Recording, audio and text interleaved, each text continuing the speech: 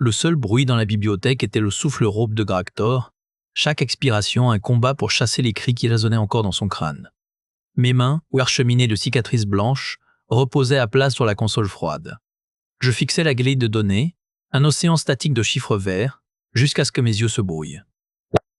L'Odyssée dormait autour de moi, son cœur battant au rythme lent des générateurs, son équipage cryogénisé ignorant de la sentinelle brisée qui veillait. Ma sentinelle. Un mensonge gravé dans les archives. La cicatrice sur ma paume droite picotait, souvenir d'un contact brûlant avec une coupe de mine. Ce n'était pas la seule. Je fermai les poings, sentis la peau tendue résister. Le silence était une couverture trop mince. Il suffisait d'un moment d'inattention, et le passé déchirait le tissu. L'odeur de l'ozone brûlait. Le crépitement des communications qui s'éteignaient une à une. La voix du commandant Voren, déformée par les interférences, Gractor verrouille le déviateur, puis plus rien. Juste le vide et ma propre main actionnant la séquence d'éjection. Je m'étais réfugié ici, parmi les mémoires mortes des autres. L'ironie était un poison lent. Mes doigts tremblèrent en effleurant l'interface, appelant le registre des pertes de la guerre des lisières. Mon nom n'y figurait pas. Disparu au combat. Héroïque. Le mensonge était lourd à porter, un poids qui voûtait mes épaules un peu plus chaque cycle. Un bip discret, presque pudique, fendit le silence. Mon cœur se serra. Une alerte de bas niveau, configurée pour ne pas déclencher les sirènes du pont. Seulement pour moi. Je tournais la tête, les vertèbres craquant. Sur le panneau latéral, à l'écart du flot principal de données, un glyphe rouge clignotait. Une pulsation régulière, obstinée, anomalie non cataloguée.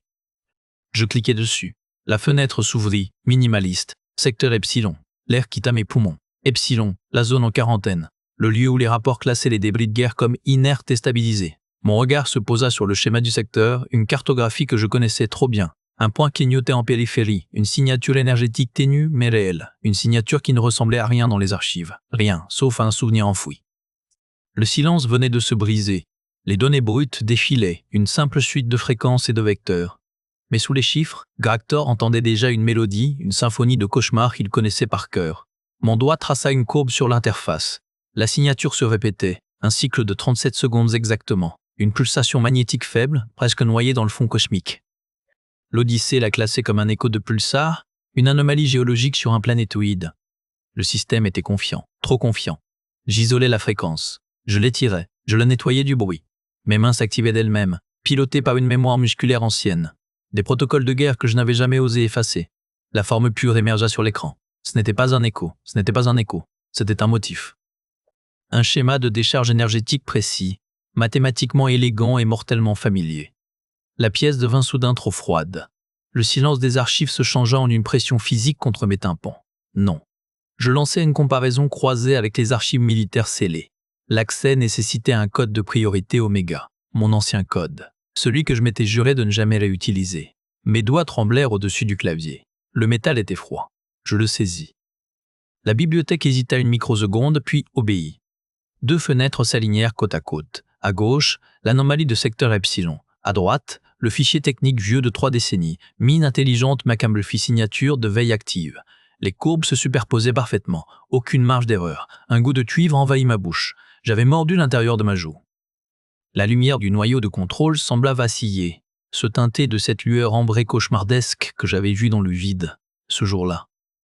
Je revis les faisceaux lacérants cherchant les SA.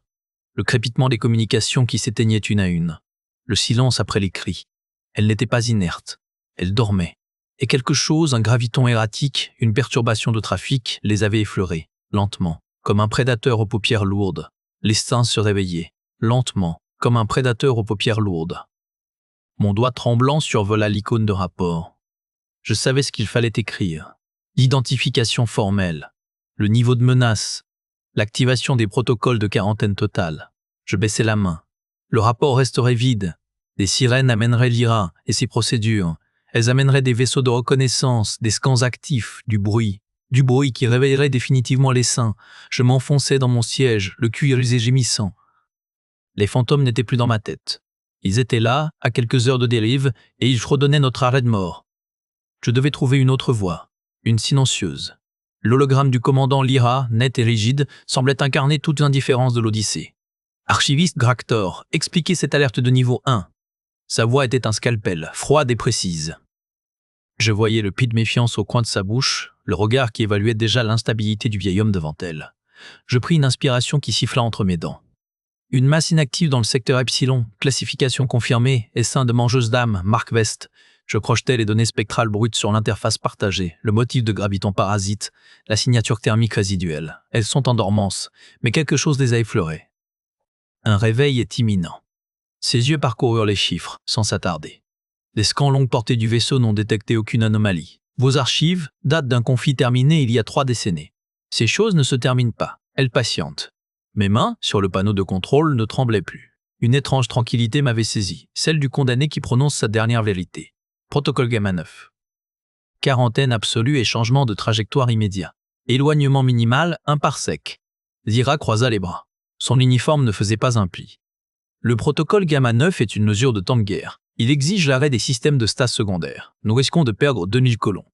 Son ton se fit tranchant, définitif. Face à une menace non confirmée. Les règlements sont clairs. Protocole 7 Epsilon, quarantaine du secteur, scan passif renforcé, maintien de la route. Le sol sembla se dérober. Les scans passifs sont inutiles. Et la trajectoire actuelle nous fait dériver droit vers elle. En 40 ans le secteur, vous ne faites que mettre une clôture autour du nid. Nous entrons quand même. Vous questionnez mon jugement, archiviste. Ses yeux se rivèrent aux miens. Je vis la certitude y régner, une forteresse de procédures et de rapports. Elle ne voyait pas des prédateurs. Elle voyait un risque statistique et un vieil homme hanté par des fantômes. Je questionne la trajectoire. La trajectoire est validée. Le conseil de vigilance sera informé de votre vigilance. Le mot était une relégation. Confinez vos alertes à votre terminal et laissez le commandement gérer la sécurité du vaisseau. Elle attendit un acquiescement que je ne donnais pas. Son hologramme se dissipa, laissant derrière un silence lourd et l'odeur de l'ozone surchauffé. L'image de Lyra avait disparu sur ces mots. Protocole 7 Epsilon enclenché. Quarantaine. Nous contournerons. Je compris, le vaisseau allait naviguer droit dans la gueule du loup, et le commandement en était le pilote. Je restais dans la pénombre du terminal, le bourdonnement des systèmes dans mes oreilles. La voix silencieuse n'était pas une option désormais, c'était une nécessité. Je me levais, mes articulations criant une protestation ancienne. La bibliothèque, avec ses kilomètres d'archives mortes, devait cacher une arme vivante. Je partis fouiller les tombes de nos vieilles guerres. Sur l'écran, la mélodie mortelle se matérialisait en un nuage de points rouges, et la trajectoire prévue de l'Odyssée la traversait en une ligne bleue et arrogante. Mes doigts tremblaient au-dessus de l'interface. Annuler le protocole 7 Epsilon était impossible sans autorité de commandement. Prévenir Lyra, elle ricanerait, m'enfermerait pour cause de démence sénile. Mes paroles n'étaient que du bruit. Mes preuves, des souvenirs de cauchemars enfouis dans des archives classifiées. Je m'écartai du terminal, mes pas résonnant sur le dallage froid. Le silence de la bibliothèque n'était plus un refuge. C'était une chambre d'écho pour ma culpabilité. Chaque rayonnage, chaque databank témoignait de ma fuite. J'avais troqué mon armure contre une veste d'archiviste, pensant ensevelir le soldat et son crime sous des téraoctets de données inertes. Je m'arrêtais devant la baie QT7, marquée du sceau noir de la restriction Oméga. Derrière ce verrouillage se trouvaient les débris numériques de la guerre contre les essaims, les schémas, les journaux de bord, les autopsies des épaves. Et peut-être, je plaquais ma paume contre le lecteur biométrique. Un rejet sec, un bip rouge, accès refusé. Mon grade d'archiviste ne suffisait pas. Un rire rauque me monta à la gorge. J'étais le gardien de ses secrets, mais il me resterait interdit. Comme si le vaisseau lui-même me rappelait ma place, un lâche, pas un sauveur. Mes yeux se posèrent sur le panneau de maintenance, à la jointure du mur et du rayonnage. Une trappe d'accès au conduit de refroidissement du système central. Une faille dans le sanctuaire. Je savais parce que j'avais supervisé sa réparation après la panne de l'an dernier. La procédure exigeait un rapport, une autorisation, une équipe de techniciens. Je regardais mes mains, ces mêmes mains qui avaient lâché le fusil, qui avaient saisi la corde de sauvetage au lieu de celle de mon commandant. Elles étaient propres maintenant, trop propres. La ligne bleue sur l'écran avançait, implacable, vers le nuage rouge. Je me dirigeais vers la trappe, mon cœur battant à contretemps. Pour sauver les 10 000 âmes à bord, je devais commettre un dernier sacrilège, violer le silence que j'avais moi-même édifié. Je saisis le levier de déverrouillage manuel. Mes yeux se levèrent des données funestes pour se poser sur les archives profondes, les collections interdites. La réponse, s'il en existait une, était là-bas, dans les reliques de la guerre qu'il avait fui. Pour sauver le vaisseau, il allait devoir devenir à nouveau le soldat qu'il avait enterré. Les mots de Gractor, chargés d'une urgence vieille de 20 ans, se brisèrent contre le regard de verre du commandant Lyra. Elle n'avait pas bougé de sa position rigide derrière la console de briefing. Ses doigts effleurèrent l'écran, rejetant l'ensemble des données que je venais de transférer. Une signature thermique résiduelle, des perturbations magnétiques dans un secteur classé quarantaine. Sa voix était plate, calibrée pour l'ennui administratif. Les protocoles prévoient une analyse de routine dans 72 heures, pas une alerte prioritaire. Ce ne sont pas des perturbations, c'est un motif, le motif d'activation des mangeuses. L'utilisation du vieux nom la fit à peine cligner des yeux. Les reliques de guerre Macavie sont inactives, cataloguées. Leur système de veille est éteint depuis des décennies. Vos propres archives le confirment. Elle citait mon travail. Mes mensonges consignés par écrit. L'ironie me brûla la gorge. Quelque chose les a réveillés, insistai-je, la pomme moite contre le bord froid de la table. La signature pulsée, c'est une écolocalisation. Elle cherche. Elle, un sourcil parfaitement taillé se leva. Vous personnifiez des débris, archivistes. Le stress prolongé de la veille solitaire est documenté. Je vais ordonner une rotation du personnel. C'était pire que de la colère. C'était un diagnostic. Elle me rangeait dans un dossier, à côté des défaillances psychologiques et des procédures de remplacement. Mon passé, qu'elle devinait sans le connaître, donnait du poids à sa conclusion. Commandant, écoutez-moi, 10 000 vies sont en stase dans les flancs de ce vaisseau. L'essaim est à 15 heures de dérive lente. S'il active ses propulseurs secondaires, assez.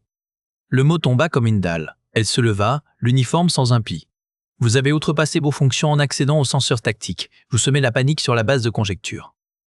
Il n'y aura pas d'action prématurée qui risquerait de réveiller les colons. C'est mon dernier mot. Elle contourna la table, se dirigeant vers la porte. Son parfum, un truc stérile et officiel, m'envahit l'espace. Et si j'ai raison, ma voix était devenue un filet rauque. Elle s'arrêta, sans se retourner. Si vous avez raison, archiviste, alors vous nous avez condamnés il y a 20 ans en falsifiant les rapports. Dans les deux cas, vous n'êtes pas la solution. Vous êtes l'anomalie à contenir. Considérez-vous confiné à vos quartiers, un garde va venir.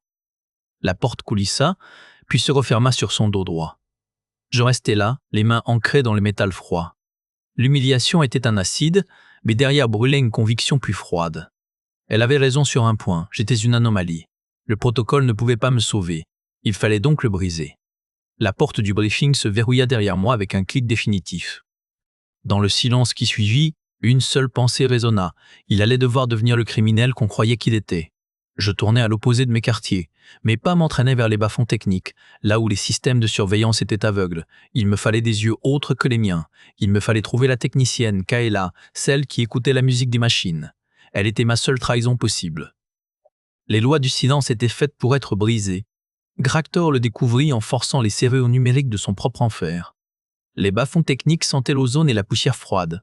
Je localisais son poste de travail à l'odeur. Un mélange de gel conducteur et de thé vert synthétique. Vide. J'avais espéré la trouver là. À la place, je trouvais son terminal, toujours chaud, et une fenêtre ouverte sur les flux énergétiques du secteur Epsilon. Elle écoutait déjà. Mon accès d'archiviste me mena plus loin, dans les conduits de données réservés au commandement. Les protocoles étaient des murs de glace. Je les ai contournés avec les clés de maintenance que j'avais thésaurisées pendant des décennies. Chaque déverrouillage était un craquement dans mes os. Le sanctuaire craquait. L'archive militaire s'ouvrit comme une blessure. Schéma de guerre.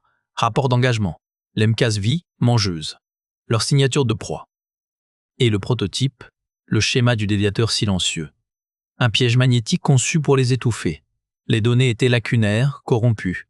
Un plan, pas un mode d'emploi, un frémissement dans l'air, une respiration retenue. Je me suis figé. L'écran miroita une silhouette frêle derrière moi. Vous ne devriez pas être là. Sa voix était basse, sans accusation, chargée de curiosité. Kaela se tenait dans l'embrasure, ses yeux vifs balayant les schémas qui dansaient sur l'écran. Les cicatrices luminescentes de son cuir chevelu palpitaient d'une lueur bleu pâle. « Personne ne devrait !» ai-je murmuré. Ma main resta au-dessus du bouton d'effacement. Un geste la trahirait. 2. Elle s'approcha, ignorant la menace. Son regard était collé au motif de l'essaim, aux fluctuations chaotiques du champ magnétique que mes archives traduisaient en chiffres. Ses doigts effleurèrent l'écran froid. C'est ça, la musique que j'entends. Ce n'est pas de la musique, c'est un cri. Je chargeai l'enregistrement brut du capteur lointain. Les données sonores brutes. Un grésillement statique emplit la pièce. Puis, dessous, une pulsation, lente, profonde, une cadence de cœur monstrueux. Et en strate par-dessus, des grincements aigus, des grattements, des sifflements qui semblaient chercher une harmonie, et n'en trouvaient aucune. Kaela blêmit. Ses mains se serrèrent sur les bords du terminal. Ses implants s'emballèrent, traçant des lignes de feu sur son crâne. Elle ne recula pas. Elle pencha la tête, écoutant la chose comme un opéra maudit. « Elle a mal !» souffla-t-elle. Une larme coula, nettement visible sur sa joue, pas de peur, de la pitié. Et elle est tellement en colère. Elle va nous détruire. Ses yeux, brillants de larmes et de lumière d'implant, se levèrent vers les miens. Elle vit le poids dans mes épaules voûtées, la culpabilité ancrée dans mes traits. Elle vit l'urgence. Que faut-il faire? Alors que Kaela écoutait, bouche bée, La symphonie cacophonique de l'essaim, Gractor comprit qu'il n'était plus seul, et que le vrai danger n'était pas dans le vide, mais dans cette mélodie de pure haine. Sur l'écran flottait le schéma d'un sauveur, le déviateur silencieux. Puis, les lobes du vaisseau éclaireur disparu révélèrent son prix. Un désactivateur magnétique à large spectre, murmurai-je en faisant défiler les archives de guerre. Les schémas brillaient, nets et mortels. Prototype unique. Il crée un champ de nullité qui annihile les systèmes de guidage des mangeuses. Un interrupteur. Kaela se pencha, ses yeux suivant les flux de données. Sa main effleura l'holo, comme pour en sentir la texture. Alors c'est la solution. On le localise, on l'active, l'essaim devient inerte. Je hochai la tête, lentement, trop lentement. Elle perçut l'hésitation. Et je fis glisser le dernier rapport. L'enregistrement de détresse du vigilant, vaisseau éclaireur de l'Alliance, sa dernière transmission avant son silence, je lus à voix basse. Prototype déployé en essai tactique, l'unité est irrécupérable. Coordonnées enfermées dans la matrice de l'essaim cible, l'activer reviendrait à émettre une balise pour les anciens constructeurs, signature de guerre. Ils nous retrouveraient. Le silence s'épaissit, chargé du bourdonnement des serveurs. Kaela devint très pâle. Ses lèvres, couleur chair, se pinçaient. Les anciens constructeurs, la guerre, un désastre. Exactement. Je fixai l'écran, l'image du déviateur silencieux flottant dans l'espace confiné de la station de travail isolée de Kaela. Activer le déviateur, c'est créer notre position à travers tout le secteur. Les anciens constructeurs, supposés pacifiques, considèrent la signature du prototype comme un acte de guerre. Ils répliqueraient, pas contre ce vaisseau, contre toute l'Alliance. Elle détourna le visage, se mordit la lèvre. Des milliards de vies. L'équation était simple, glaciale, sacrifier l'Odyssée ou risquer de rallumer un conflit endormi. Le prix du salut dépassait l'entendement. Kaela se leva, ses doigts pianotèrent sur le clavier, appelant une simulation de risque. Les chiffres dansèrent, projetant l'ombre d'un dilemme trop grand pour une conscience humaine. On n'a pas le choix, Gractor. Sa voix était un filet rauque. Je regardais mes mains. Les cicatrices luisaient sous la lumière bleutée des hologrammes. Ses mains avaient déjà fui. Elles tremblaient maintenant. Ce n'était pas de la peur, c'était de la résolution, une chose rouillée et douloureuse qui se remettait en mouvement dans ma poitrine. Si nous n'agissons pas, l'essaim dévore l'Odyssée dans quelques cycles, dis-je. Si nous agissons, nous pouvons condamner des mondes. Elle ferma les yeux. Les fines cicatrices luminescentes sur son crâne palpitaient d'un rythme fiévreux. Elle écoutait la musique de la menace, la douleur de l'essaim. Elle ouvrit les yeux. Alors on le fait sans allumer la balise. On entre là-dedans, on récupère le prototype, on le modifie. Son ton n'admettait pas de contradiction. Une folie d'ingénieur. Mon interface, je peux peut-être dialoguer avec le champ, le leurrer. C'était un plan de suicide, un espoir de fou. J'ai posé ma paume à plat sur l'écran, effaçant les coordonnées maudites. Je sentis le froid de la surface et la chaleur de ma propre décision. « On va leur voler leur silence », murmurai-je. Le silence du vide fut déchiré par un cri qui n'était pas un son, la signature de l'essaim passant de l'attention à la prédation. Sur l'écran tactique, les points de lumière inertes du secteur Epsilon s'enflammèrent. Une à une, puis par dizaines. La Sierra 7, une mouche dans l'ambre, était prise dans un éveil soudain. Kaela halta. Ses cicatrices neuronales éclatèrent d'une lumière blanche et douloureuse. Le champ, il a senti la modulation, il apprend. Je poussai les propulseurs aux limites. La navette génie. L'espace devant nous se plissa, puis se déchira. Une mangeuse d'âme venait de franchir une micro-distorsion. Elle n'était pas une sphère métallique. C'était un éclat d'obsidienne vivante, strié de veines pulsantes qui épousaient le rythme de la terreur de Kaela. Elle émit un pulse. L'impact fut silencieux et total. Toutes les consoles s'éteignirent. Le bourdonnement vital des systèmes se tut. Seul le champ d'intégrité résista, nous maintenant dans une bulle d'air froissé et un silence de tombe. Gractor, la voix de Kaela était un filet. Elle tremblait. Je n'en entends plus rien, juste un vide qui a faim. Je vis le reflet de l'essaim dans ses pupilles dilatées. Il convergeait, lent, méthodique, un cercle de prédateurs parfait. Je tâtais les commandes mortes, rien. Le même néant que dans la soute du Résilient il y a 30 ans, la même impuissance. Kaela se mit à convulser. Une décharge neuronale rémanente, un écho du pulse. Son corps se raidit contre son harnais. Un filet de sang coula de son nez, s'éparpillant en perles écarlates dans la pesanteur. Puis, un choc sourd. La coque céda. L'air hurla en s'échappant. Le champ d'intégrité se rétracta d'un coup, ne protégeant plus que nos combinaisons. L'éjection automatique nous projeta dans le noir. Je tournoyais, étourdi. Des débris de la Sierra 7 flottaient autour de moi, métal tordu et câbles sectionnés. Et Kaela, inerte. Sa visière était éclaboussée de rouge. Je l'attrapais. Son combinaison me transmit un pouls faible, erratique. Devant nous, l'essaim se déployait, achevant son encerclement. Il scintillait d'une intelligence froide, calculant la trajectoire de notre dérive lente vers leur cœur. Ils n'attaquaient plus, ils observaient, ils savaient. J'étais de retour au point zéro, le vide, les cris silencieux, le choix, lâcher ce corps blessé et tenter une fuite impossible, ou serrer les dents et chercher dans les débris de mon présent l'outil que j'avais fui dans mon passé. La douleur était un océan. Gractor émergea de la noire conscience des mangeuses d'âmes pour trouver le goût du sang sur ses lèvres et le poids inerte de Kayla contre lui. Un choc sourd, puis le silence. L'intérieur de la capsule Argo sentait l'ozone et le plastique brûlé. Des lumières d'urgence teintaient tout d'un rouge pulsatile. Je clignais des yeux, tentant de chasser les échos de la faim collective qui vrillait encore mon crâne. Ma main chercha Kayla. Elle était allongée sur la couchette de survie sanglée. Les fines cicatrices luminescentes de son cuir chevelu clignotaient par saccades, comme un circuit en côte. Un filet de sang séché coulait de son nez. Son souffle était un râle superficiel, à peine audible sur le vrombissement des systèmes de support. Kayla. Ma voix était un grattement rauque. Pas de réponse. Seule la danse désordonnée des lumières sur ses tempes. Elle avait pris le choc de plein fouet. Les seins s'étaient nourris de la musique qu'elle percevait, drainant son esprit pour mieux nous localiser. Je l'avais tiré dans ça. La capsule vibra, ses propulseurs automatiques nous ramenant vers l'Odyssée sur une trajectoire d'évitement. Sur l'écran de navigation, le secteur Epsilon rétrécissait, mais la signature de l'essaim restait, un point d'interrogation menaçant tracé en lumière froide. 15 heures. Moins, maintenant. Je me traînais jusqu'au terminal de bord, mes doigts engourdis, tapant les codes de diagnostic. Les systèmes de la Sierra 7 avaient déversé leur log brut dans la mémoire de la capsule avant de se désintégrer. Des schémas techniques défilaient, des rapports de test datant de la guerre des lisières. Et au centre, un fichier corrompu, partiellement récupéré, prototype déviateur silencieux, schéma de matrice d'annulation. L'image était incomplète, griffonnée de notes manuscrites effacées par le temps. Pas une arme, un leurre, un émetteur conçu pour reproduire la signature magnétique d'un vaisseau en perdition, attirant les mangeuses vers un point d'annulation réciproque, une fusion contrôlée, ou un suicide. Je regardais Kayla, son visage était livide, ses paupières tressaillant sous un rêve plein d'horreur. Elle avait senti leur rage, leur douleur ancienne. Le déviateur ne les détruisait pas, il les épousait. Il fallait entrer dans le champ, devenir le leur, et laisser la matrice vous consumer pour qu'elle s'annule elle-même. Alors que les données du prototype défilaient, une intuition monstrueuse et libératrice germa dans l'esprit fracassé de Gractor. Le salut n'était pas dans la fuite, mais dans l'étreinte. Les schémas holographiques du déviateur silencieux flottaient dans la pénombre, non pas comme un plan de désactivation, mais comme une carte de torture neuronale. Je fixais les diagrammes de flux énergétique. L'artefact ne produisait pas un champ neutralisant. Il générait un miroir. Une résonance parfaite du cri magnétique émis par les mangeuses à l'instant de leur création, une signature de détresse et de rage pure. Le prototype était un aimant à souffrance. Il les attirait pour les faire fusionner entre elles, créant une réaction en chaîne d'annihilation mutuelle. Le prix, quelqu'un devait porter le leur, s'y connecter. Devenir le point focal de leur haine. Mes doigts tremblaient au-dessus de l'interface. Les calculs de la bibliothèque étaient formels.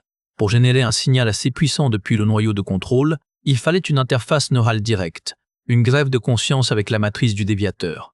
Je visualisais le processus. Mon esprit serait le conduit. Ma propre activité cérébrale le carburant pour le leur. Je deviendrais la proie que les saints avaient été programmés pour chasser. Je sentirais leur approche, leur faim, leur colère d'armes oubliées. Le moniteur Adjas affichait l'état de Kayla. Signes vitaux stabilisés, activité cérébrale en suractivité paradoxale. Elle rêvait encore à elle. Son expérience n'était pas un avertissement, c'était un manuel. Elle avait survécu au contact fugitif. Moi, je devais le soutenir, l'épouser pleinement. Je parcourus les dernières notes manuscrites, presque effacées, du concepteur. Le déviateur ne va pas à la tempête. Il en devient le cœur et meurt avec elle. L'opérateur doit être volontaire. Il doit accepter d'être dévoré pour que le festin s'effondre. Volontaire. Le mot résonna dans le silence de la capsule. J'avais fui une fois, j'avais choisi ma peau contre celle des autres. Cette fois, le choix était le même mais inversé. Offrir ma conscience pour sauver les milliers d'âmes en stase. Ce n'était pas du courage, c'était une arithmétique, une dette enfin payable. Je verrouillai la capsule, activai les protocoles de confidentialité maximum. Puis je programmais une séquence de déverrouillage différée pour le noyau de contrôle. Dans 12 heures, les portes s'ouvriraient, que je sois capable ou non d'appuyer sur le bouton. Le plan était clair, et il exigeait un plongeon volontaire dans la folie collective qu'il avait fui autrefois. Gractor sentit le spectre de son ancien commandant lui sourire, amer. Les interfaces neurales du noyau grésillaient sous ses doigts, avides de se connecter à une conscience. Gractor n'avait plus peur, il avait un prix à payer. Mes cicatrices picotèrent, j'injectais la séquence de contournement dans le système principal. Les protocoles de l'IRA étaient stricts, mais anciens. J'avais passé des décennies à cartographier leurs failles.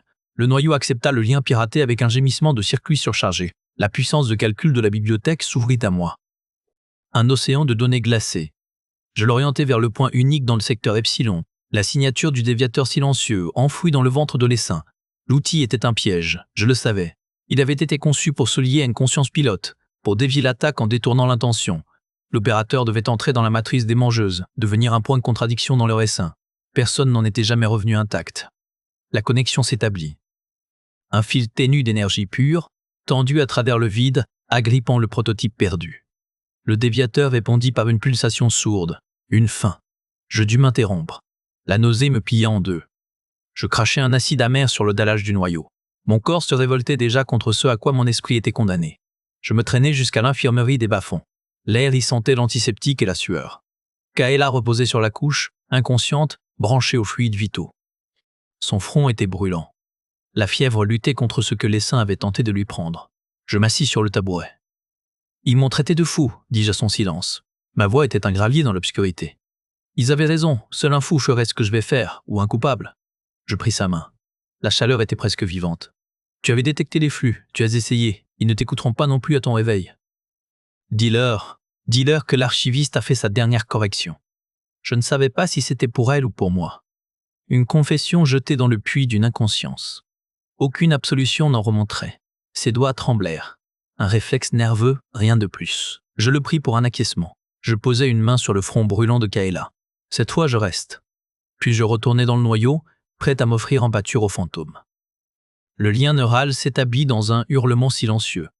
Gractor ne fuit plus la tempête de haine, il ouvre les bras et l'avale tout entière. La douleur fut d'abord un point, une aiguille de glace entre mes deux yeux. Puis elle explosa dans ma nuque, dans ma colonne, une colonne de froid absolu qui me cloua au fauteuil de contrôle. Les écrans holographiques se brouillèrent. Non, c'étaient mes yeux. Des larmes de pression. Le sang dans mes oreilles chantait un chœur de rage pure. Des images me percutaient. Pas des souvenirs, des émotions brutes, fossilisées. La terreur d'un cargo civil fendu comme un fruit. La satisfaction froide d'une cible verrouillée. La frustration infinie d'une machine sans ordre, tournant sur elle-même dans le vide pendant des siècles, des milliers de ces impressions. Elle cherchait une conscience à déchirer. Elles trouvèrent la mienne.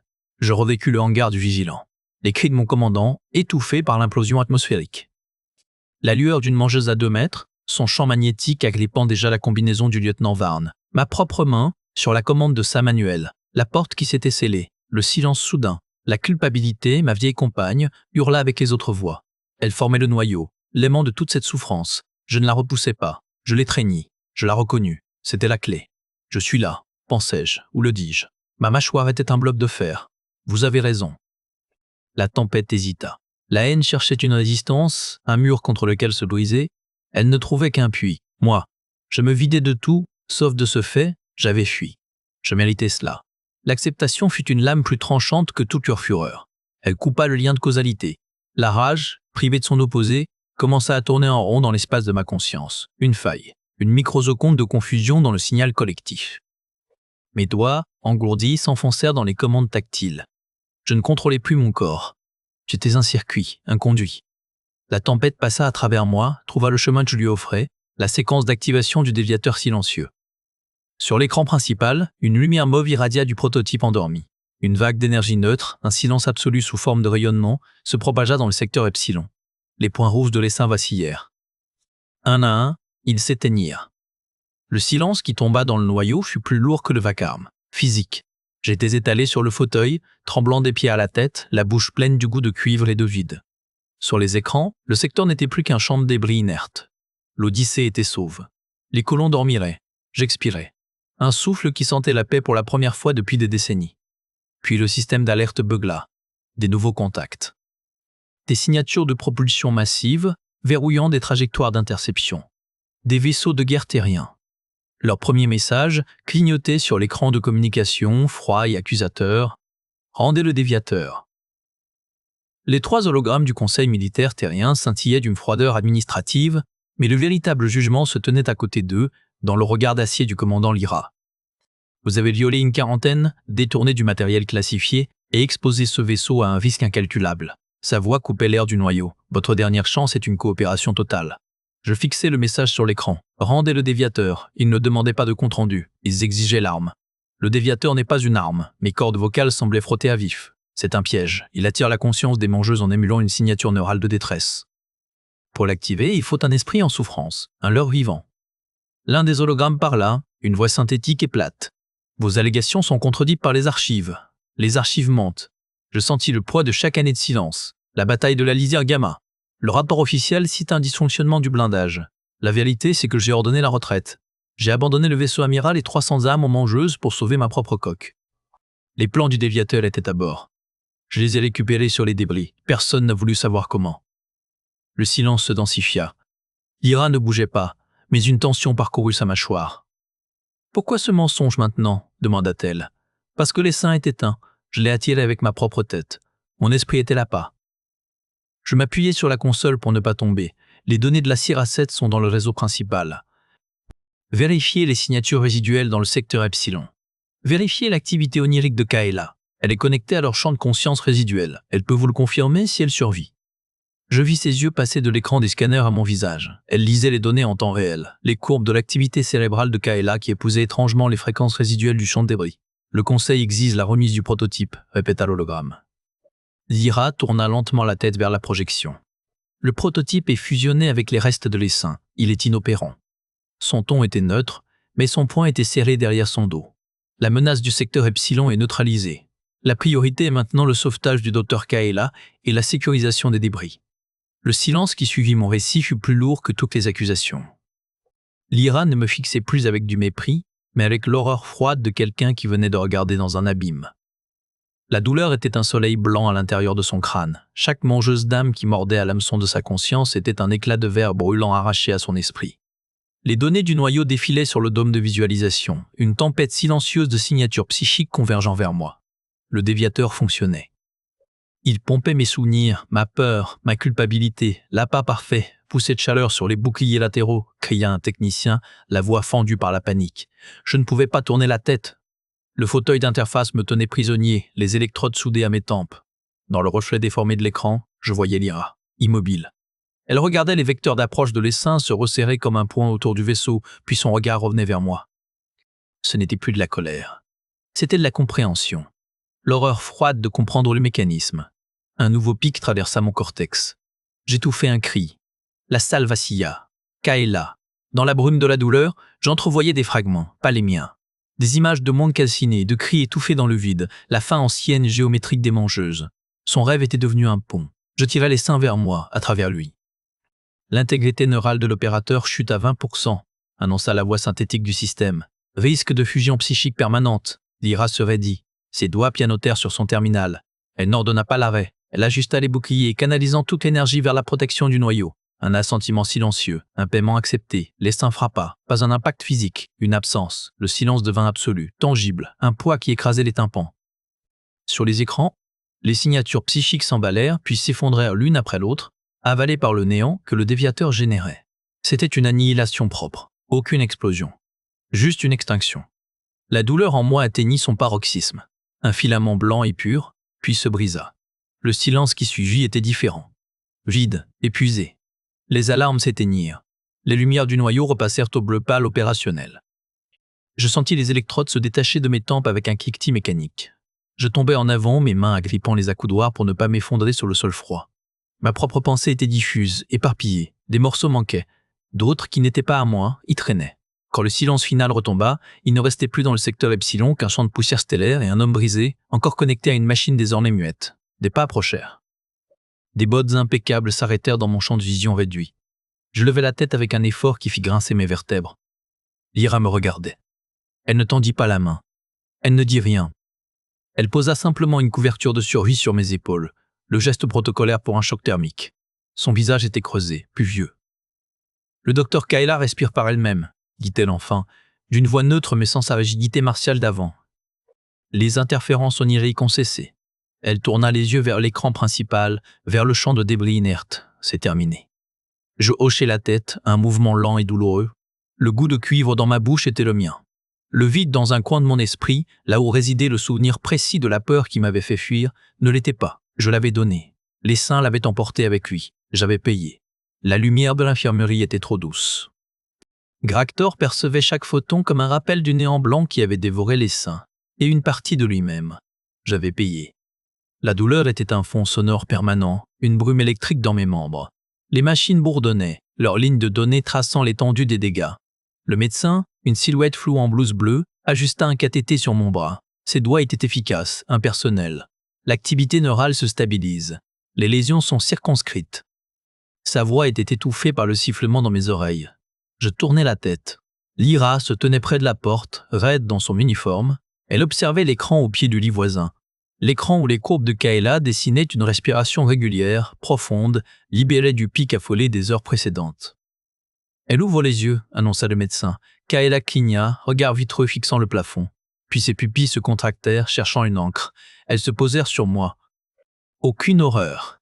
Seulement une confusion épuisée, un lent battement de cils. C'était suffisant. Lyra s'approcha de mon lit. Elle ne s'assit pas. Elle planta ses mains dans le dos, adoptant une posture de briefing, mais son menton avait perdu de sa hauteur. L'essaim est inerte, les débris sont catalogués, aucune signature résiduelle. Elle marqua une pause. Le conseil a examiné les logs du dédiateur et les enregistrements de la Sierra 7. Je gardai le silence. L'attente était une pesanteur de plus. Mes rapports initiaux ont été rétractés, dit-elle. Les mots semblaient taillés dans de la pierre rugueuse. L'erreur de diagnostic était la mienne. Le protocole a été suivi, trop scrupuleusement. Ce n'était pas des excuses. C'était un constat, un amendement au registre officiel. Dans ses yeux, je vis la fatigue du commandement et la reconnaissance amère d'une dette. Vos recommandations pour le confinement des débris seront appliquées, ajouta-t-elle. Le médecin s'éloigna vers le poste de Kayla, laissant un espace fragile entre Lyra et moi. En quittant la chambre, Lyra s'arrêta sur le seuil. Le conseil a officialisé votre titre, archiviste consultant. Elle ne se retourna pas. Nous aurons besoin de votre pont. Le champ de mine, désormais silencieux, n'était plus qu'une nébuleuse indistincte à l'arrière des écrans, un cimetière stellaire que l'Odyssée laissait derrière elle, emportant son gardien des morts. Je restai immobile sur le seuil. La porte se referma derrière le commandant Lyra, coupant le léger sifflement des systèmes de filtration. Le silence qui s'établit alors n'était pas celui de la bibliothèque. C'était un silence interne, un calme profond et étranger qui s'était logé dans les interstices de mon esprit. La pièce sentait l'ozone et l'antiseptique. L'éclairage tamisait des rectangles pâles sur le sol. Je m'approchais du lit médical. Kayla reposait, les paupières closes. Les cicatrices luminescentes de son cuir chevelu palpitaient d'une faible lueur ambrée, rythmée et régulière. Plus de sueur sur son front, plus de crispation, juste le mouvement paisible de sa respiration. Un moniteur affichait des ondes cérébrales synchronisées, une mer calme après la tempête. Mes mains sur la rambarde du lit étaient stables. Elles ne tremblaient plus. Les cicatrices anciennes semblaient plus pâles, comme si la brûlure neurale récente les avait recouvertes d'une couche de cendre. Je ne ressentais plus la morsure aiguë de l'essaim. À la place, il y avait un écho, une présence résiduelle, comme le bourdonnement d'un transformeur éteint. C'était le prix du pont. La contrepartie du silence acheté. Kayla ouvrit les yeux. Son regard ne fut pas vide. Il fut lucide, fatigué, mais présent. Elle cligna des paupières, tourna lentement la tête. Ses yeux se posèrent sur moi. Elle ne sourit pas.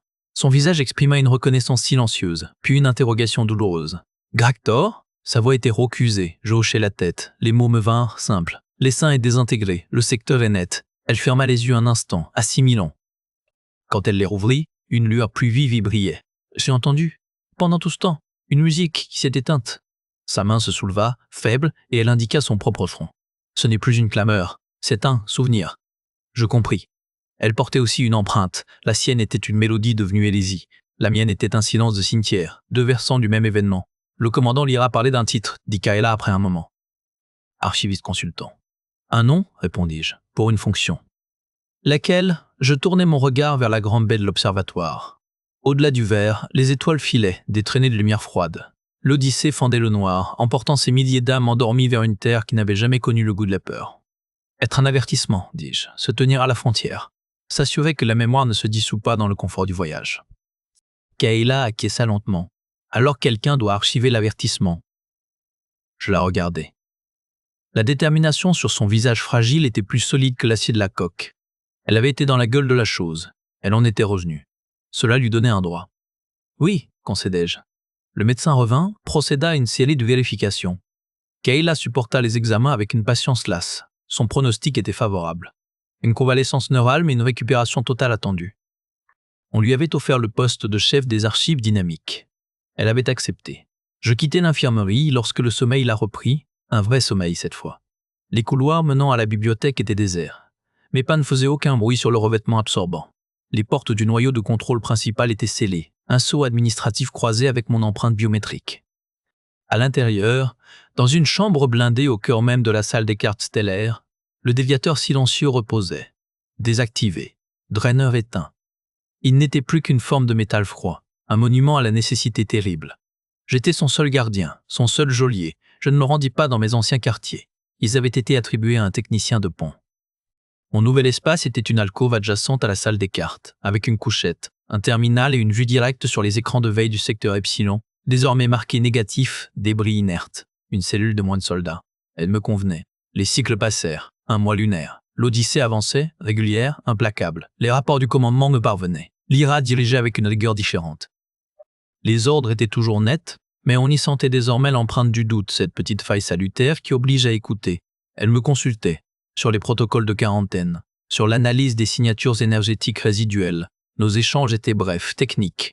L'antagonisme s'était mué en une vigilance réciproque, une trêve forgée dans la honte partagée et le sang séché de l'essaim.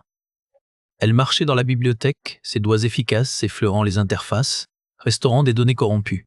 Elle créa une archive cryptée. Elle l'intitula Fondation du Pont. Elle n'exigea jamais que je la lise. Elle était juste là, témoin. Ce matin-là, je me tenais devant la baie de l'observatoire. Le secteur Epsilon avait disparu depuis longtemps derrière nous. Seul l'avant comptait. Un amas d'étoiles, et parmi elles, un point de lumière encore indistinct, que plaît 82B. La porte derrière moi s'ouvrit dans un souffle. Je n'eus pas besoin de me retourner. Les dernières analyses des champs de débris sont validées, annonça Kayla. Elle s'arrêta à côté de moi, suivant mon regard. Aucune signature résiduelle, c'est terminé. Je sentis, plus que je ne l'entendis, le léger bourdonnement dans mon crâne. L'écho. Il ne faisait plus mal. Il était une présence, comme le battement de son propre cœur. Une frontière intérieure. Rien n'est jamais terminé, dis-je. Juste contenu, elle ne répondit pas tout de suite. Nous restâmes là, à regarder les étoiles filer, 2 sentinelles devant le vide. Et toi ? Finit-elle par demander, sa voix presque couverte par le silence des machines. Je posai ma paume à plat contre la vitre froide. La sensation du matériau, lisse et inhumaine, me ramena au contact du métal du déviateur, au choix, à l'acceptation. « Je suis le pont », répondis-je. Les mots n'étaient pas une plainte, c'était un constat. Une fonction acceptée. Je n'étais plus l'homme qui fuyait. J'étais la structure qui enjambait l'abîme, faite des débris de sa propre lâcheté et du ciment d'un sacrifice tardif. De l'autre côté de ce pont, il y avait un monde neuf, ignorant. Il ne connaîtrait pas les mangeuses. Il apprendrait peut-être un jour qu'un homme avait porté ce savoir pour lui, pour qu'il n'ait pas à le faire. Kayla posa une main sur mon épaule. Un contact bref, solide. Puis elle partit, retournant à ses archives, à la vie du vaisseau. Je demeurai. Debout à la vitre de l'observatoire, regardant les étoiles filer vers un monde qui ne connaîtrait pas le goût des âmes dévorées, Gractor sentit enfin le silence en lui n'être plus un vide, mais un pont solide, jeté sur l'abîme qu'il avait comblé.